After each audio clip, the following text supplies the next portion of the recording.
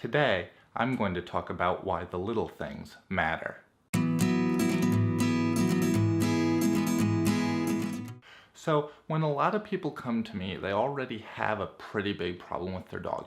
Maybe their dog's really scared of something, maybe their dog's aggressive and biting people, maybe their dog's not nice to other dogs, maybe their dog is running away and almost getting hit by cars and won't come when they call them, or a number of other issues. But most of the time, the people who show up already have pretty significant issues.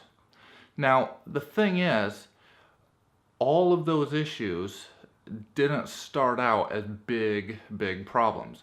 Most of them started out as just little problems, like maybe the dog pushed through the door before them, maybe the dog walked in front of them when they went on a walk, maybe the dog wouldn't wait for his food and he just assumed that all the food was his. Maybe their dog jumped up on them and they didn't stop the dog. It could be a number of things, but all of the bigger problems started as a bunch of little smaller problems and then escalated. So most of the time when dogs come here and the person says, well, my dog's really aggressive or my dog's really fearful or whatever it is, I right away notice little things like when they walk through the door, their dog comes in before them, or when they sit down to talk to me, their dog's sitting there leaning on their leg, or stuff like that most people don't notice, and obviously the owners don't see and don't realize is a problem, but to me it all matters because it all adds up. So one of the big secrets, I mean it's not really a secret, but it kind of is because most people don't know about it, to working with dogs who have big issues is just to go after all the little things. Because when a dog comes, with most dogs, the first few things I do thresholds, which basically means I make sure they respect my space when we're going through a door. I start them with leash pressure work, so they know how to respond to leash pressure. I take them on a structured walk right away. I usually teach them place pretty fast. Of course, the first day when I tried to feed them, they learned they have to wait for their food.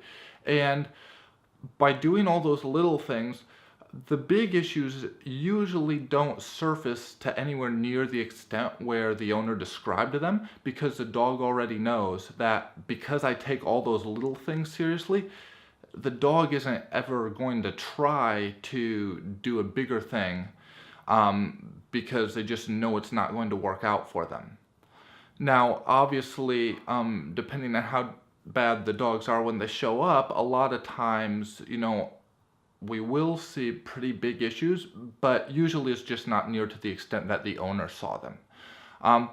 So a lot of you, if you have a dog at home and let's say that your dog's really reactive when you walk, okay? And so you pass another dog or another person and your dog lunges and pulls and barks and stuff like that. Well, to fix that, you not only need to make sure your dog walks behind you and focuses on you then, but you need to make sure your dog respects you when you go out the door, when your dog waits for you then. You need to make sure that, when you give your dog food, when you feed your dog, that he really waits and makes eye contact with you before you give him the bowl.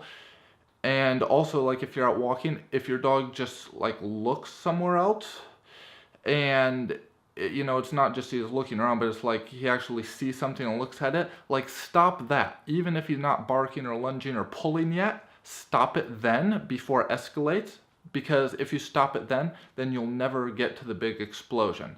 I believe it's Sean O'Shea who likes to say, go after the fuse, not the explosion. Which, to me anyway, is really a good way of putting it. So basically, if you have a dog and you're having these big explosions or you have these big issues, really focus on the little issues, because it's all the little issues that add up to create a big issue. And if you can successfully deal with all the little issues, most of the times the big issues will go away on their own.